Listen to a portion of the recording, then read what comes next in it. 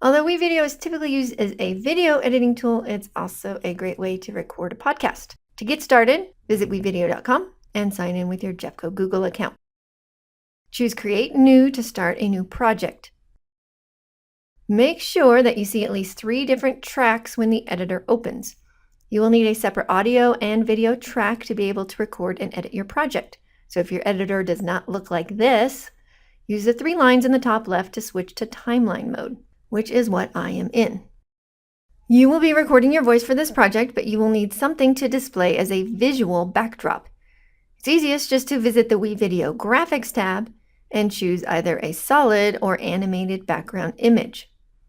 Animated backgrounds are shown here, and simple solid color backgrounds are in this folder. Click on an item to view it. Once you find one that you like, click and drag it onto the Video 1 track. By default, this background will be played for 10 seconds, which certainly is not long enough for my entire essay or podcast. So you can click and drag to make the backdrop loop longer. But don't be too worried about the length right now. After you record your narration, it'll be easier to match them up perfectly later, or you can even mix in different backgrounds for variety. Once you have a background chosen, it's time to record your narration. Return to the Media tab.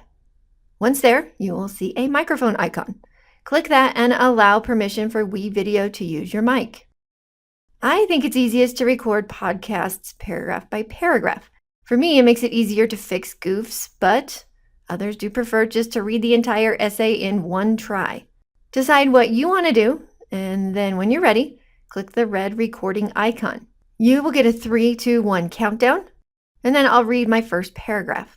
If you make a mistake while you're reading, just pause, go back to the beginning of the sentence where you made the goof, reread it, and then continue on. I will show you how to edit out the goofs, so all you'll need to do is just pause and reread anything you read incorrectly. When you're all done, choose Stop. Click the blue check mark to add this audio to your project. If you click the trash can, that would delete it and allow you to start over. After you click the check mark, use the scroll bar on the right and scroll down, and you will see that a voice-over 1 track has been added to your project, and this little audio file here represents that first paragraph of my essay or podcast. I will drag that over to the beginning to begin a few seconds after my background video starts playing. I'm going to zoom in to make this project easier to edit. The zoom tool is in the lower right, and if you can't see it, you may need to actually zoom out a little on your Chromebook to view this tool right here. Now that I'm zoomed in, it's going to be very easy to edit out parts of my audio that I don't want. For example, if we listen to my narration, the American dream, I believe now, is a shared one. It is not so much about what I can get for myself. You can see that I made a mistake. To fix that, I'll put this blue playhead right at the beginning of the part I want to cut out. Then I will click the scissor icon. Clicking the scissors didn't actually delete anything, but simply separated the goof from the good part of my narration. Now I'll stop the playhead right after my goof. It is not so much about... And again, I'll click the scissors. My goof is now isolated, so I can select it and delete it. Then I can drag the audio clips together. Now when I play it back, dream I believe now is a shared one. It is not so much about what I can get for myself. It's like my mistake never happened. After cleaning up any goofs, drag the blue playhead after that first paragraph and then click the microphone icon and repeat the recording process for the rest of your paragraphs of your script or podcast. Once you've recorded all of your essay or podcast, use the zoom tool in the lower right to zoom out. Now that you can see the entire length of your narration, make sure to either stretch your video clip or add in other video clips so that the video 1's track contents match the length of your voiceover track, or maybe even just a couple seconds longer. If it's okay with your teacher, you may choose to add background music to play while you talk. WeVideo comes with several free instrumental songs that you can use, but note that they will come in very loud, so you will have to turn down their volume so they don't drown out your voice. You can upload your own music, but if you do, it must be instrumental only or should not include any vocal lyrics or words. It'll be very distracting to have you talking while someone else is singing.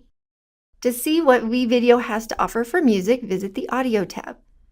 Choose a song, and then click the play button to preview it. You should pick a song that complements the tone of your essay. If your message is positive, don't pick a song that sounds depressing.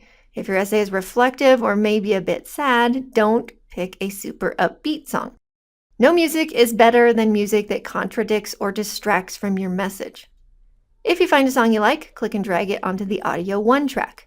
The most important thing to do first is to make sure to use the volume slider to turn your voiceover narration up and the volume on the background music way down.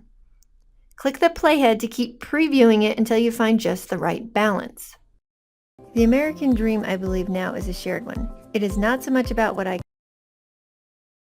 Next, trim your song so that it's the same length or just a little bit longer than your narration. If it's too short, you can drag the song in a second time to essentially loop the song. And finally, you can add some impressive polish if you fade your song in and out.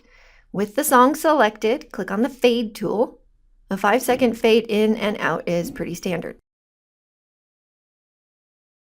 If you can't find any songs that work for your podcast, you can either not have a song or upload your own by going back to the Media tab and then selecting the green Upload Cloud icon. After your song is uploaded, you will be able to drag it onto the Audio 1 track. WeVideo does save automatically, but you can choose the 3 lines to manually save it for peace of mind. When you come back later to WeVideo, you will see your video on the dashboard and can continue editing at a later time. When you are 100% done, you'll first need to finish the project so that your teacher can access it. There is a limit on how many times you can finish or publish a project with the free account, so make sure you are done before you do this. When you're ready, click Finish. Title your video if necessary. WeVideo will publish your file automatically to its server, so you do not need to choose any of these other destinations, but you can if you want to. Choose Finish one more time. You don't have to wait on this screen. You can close the tab, come back later, and WeVideo will also email you once it's done processing your project. When your video is processed, you will find it on the Videos tab. Just copy the link at the top of the page and send that to your teacher. You can also download the video file if you want to. WeVideo is web-based, so you can easily start a project at school and finish it at home. And if you have any other questions about how to use it, let Ms. Johnson know.